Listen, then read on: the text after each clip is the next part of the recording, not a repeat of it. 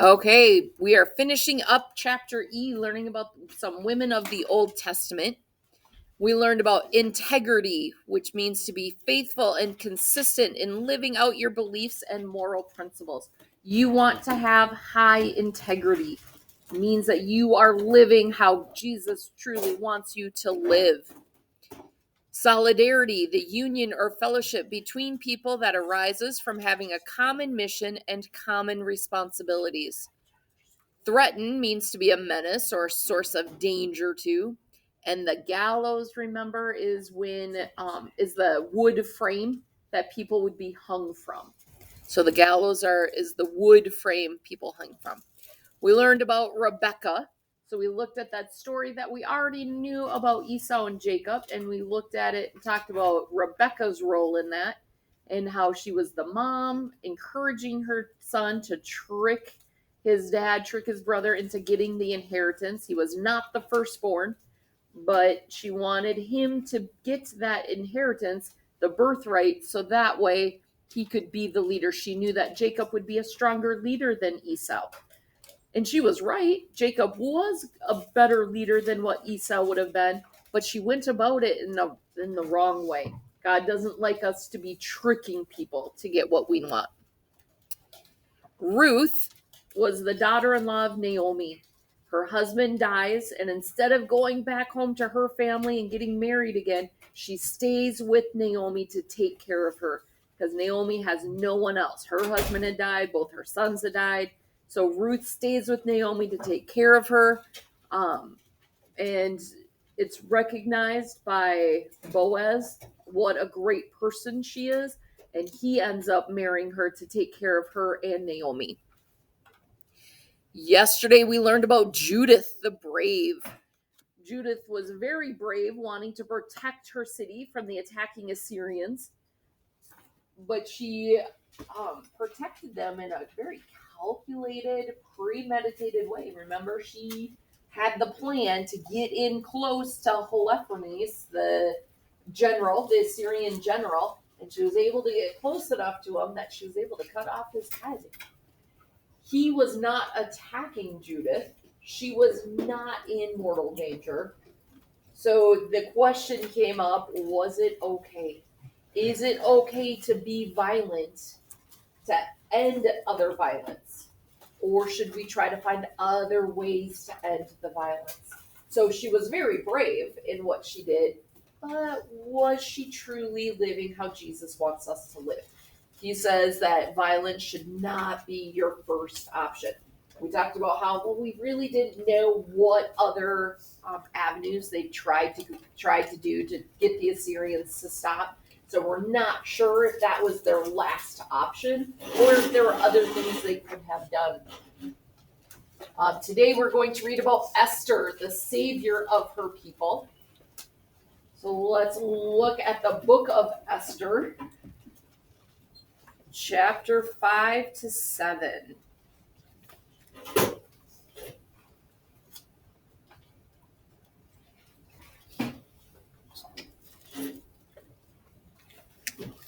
So the book of Esther, page 572, chapter 5. Now, on the third day, Esther put on her royal garments and stood in the inner courtyard, looking toward the royal palace where the king was seated on his royal throne in the audience chamber facing the palace doorway. When he saw Queen Esther standing in the courtyard, she won his favor, and he extended toward her the golden scepter he held. She came up to him and touched the top of the scepter. Then the king said to her, "What is it, Queen Esther? What is your request? Even if it is half of my kingdom, it shall be granted you." Esther replied, "If it please your majesty, come today with Haman to a banquet I have prepared." The king ordered, "Have Haman make haste to fulfill the wish of Esther." So the king went with Haman to the banquet Esther had prepared. During the drinking of the wine, the king said to Esther, "Whatever you ask for shall be granted, and whatever request you make shall be honored, even if it is for half my kingdom." Esther replied, "This is my petition and request. If I have found favor with the king, and if it pleases your majesty to grant my petition and honor my request, Let the king come with Haman tomorrow to a banquet I will prepare, and tomorrow I will do as the king asks.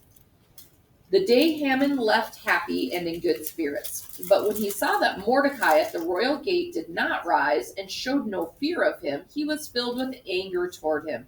Haman restrained himself, however, and went home, where he summoned his friends and his wife Zeresh. He recounted the greatness of his riches and the large number of his sons, and how the king had promoted him and placed him above the officials and royal servants. Moreover, Haman said, Queen Esther invited no one but me to come with the king to the banquet she prepared.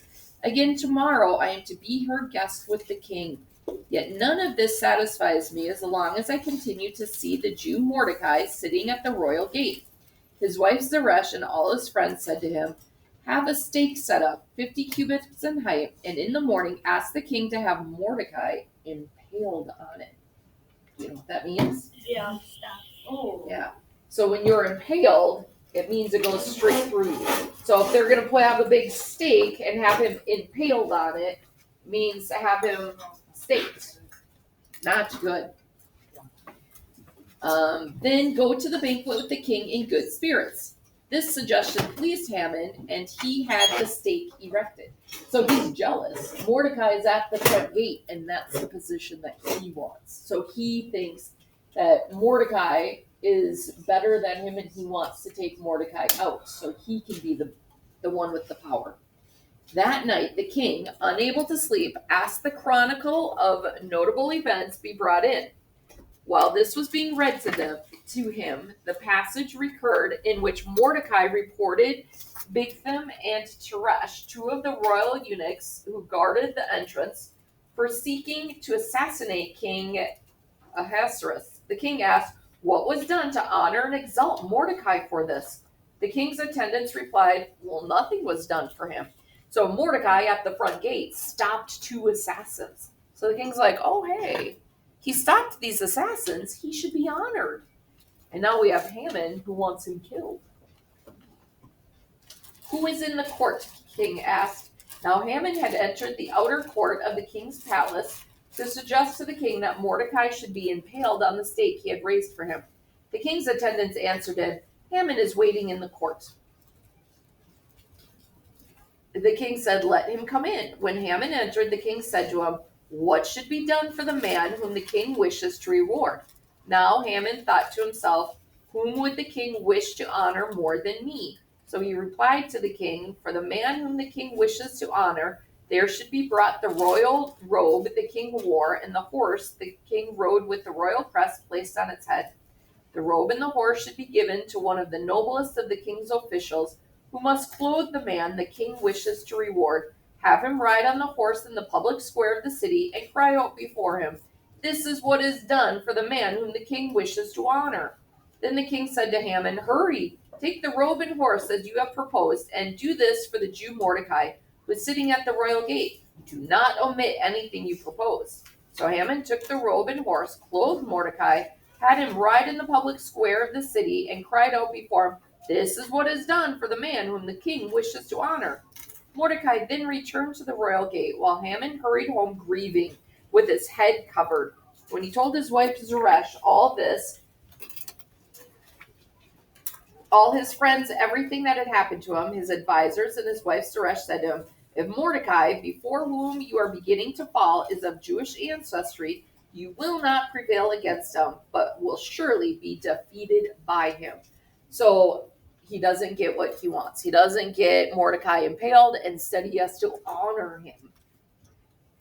While they were speaking with him, the king's eunuchs arrived and hurried Haman off to the banquet Esther had prepared. So the king and Haman went to the banquet with Queen Esther. Again, on the second day, as they were drinking wine, the king said to Esther, Whatever you ask, Queen Esther, shall be granted you. Whatever request you make, even for half the kingdom, shall be honored. Queen Esther replied, If I have found favor with you, O king, and if it pleases your majesty, I ask that my life be spared, and I beg that you spare the lives of my people. For we have been sold, I and my people, to be destroyed, killed, and annihilated. If we were only to be sold into slavery, I would remain silent, for then our distress would not have been worth troubling the king. King Ahasuerus said to Queen Esther, "Who and where is the man who has dared to do this?" Esther replied, "The enemy oppressing us is this wicked Haman." At this, Haman was seized with dread of the king and queen.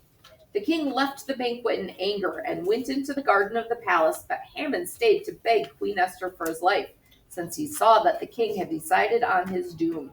When the king returned from the palace garden to the banquet hall, Haman had thrown himself on the couch on which Esther was reclining, and the king exclaimed, "Will he also violate the queen while she is with me in my own house?" Scarcely had the king spoken when the face of Haman was covered over.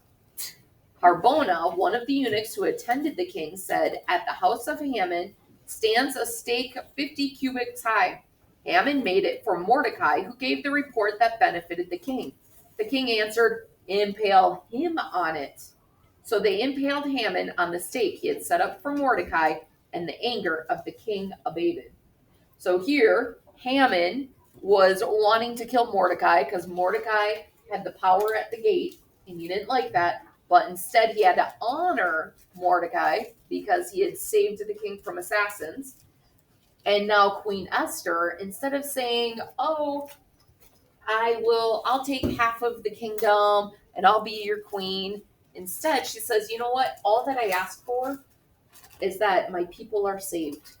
So she's the savior of her people. That's all she asked the king for. She could have half of his kingdom.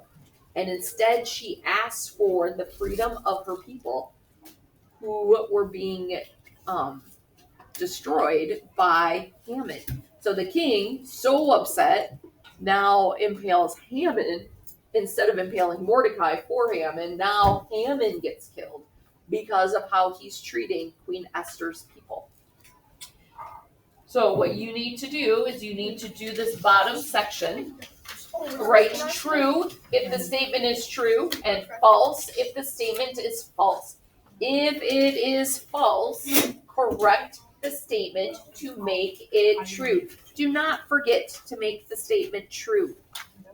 Okay. We are going to be correcting this. We are done with chapter E, so we will be correcting. Tomorrow is a math day, and then on Thursday we will have our quiz. So those of you listening at home, we hope you are well, and we hope to see you soon.